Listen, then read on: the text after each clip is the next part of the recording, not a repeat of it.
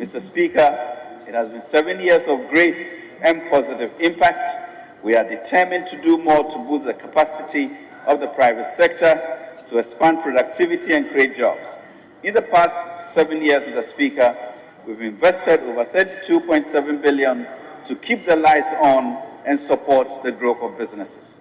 We have invested 25 billion to facilitate the repositioning of the financial sector and enhance its ability to assist business operations. To date, the Development Bank Ghana has facilitated 1 billion cedis in competitive financing for the private sector, and GESL continues to mitigate risk in the agriculture sector. Supporting 100,000 young graduates to secure workplace experience and employment by investing 2.4 billion in NATCO, invested 7 billion to build road and transport infrastructure and improve connectivity and productivity, invested 541 million in 169 IDF, 1D1F enterprises to scale up value addition and provided 140,000 additional jobs. And we have created, Mr. Speaker, over 2.3 million jobs in the private sector and public sector, approximately 900,000 in the private sector and 1.4 million in the public sector. To extend, Mr. Speaker, the zero rate of VAT on locally manufactured African prints for 2 more years. Mr. Speaker, to waive import duties on import of electric vehicles for public transportation for a period of 8 years. Mr. Speaker, to waive import duties on semi-knocked down and completely knocked down electric vehicles imported by registered EV assembly companies in Ghana for a period of 8 years. Mr. Speaker, to extend zero rate of VAT on locally assembled vehicles for 2 more years. Mr. Speaker, to zero rate VAT on locally produced sanitary pads.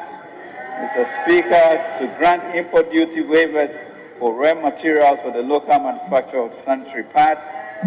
Mr. Speaker, to grant exemptions on the importation of agricultural machinery equipment and inputs and medical consumables, raw materials for the pharmaceutical industry. Mr. Speaker, a VAT flat rate of 5% to replace the 15% standard VAT rate on all commercial properties will be introduced to simplify administration. Mr. Speaker, government has budgeted an amount of 220 million to support the relief phase for the communities affected by the Akosombo spillage, as well as floods upstream in the Oti, Savannah, and Bono East regions.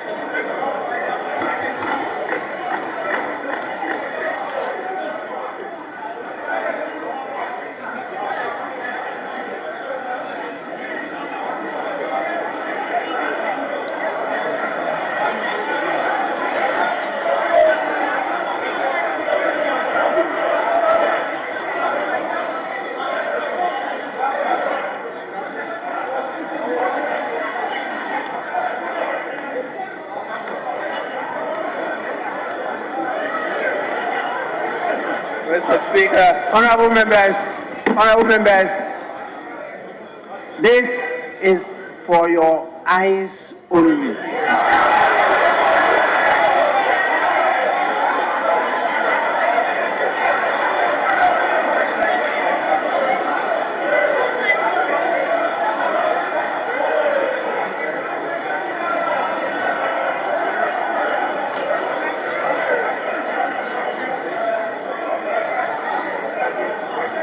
Honorable members, Mr. Speaker, please, it is not for your mouth, it's for your eyes. So let's go on.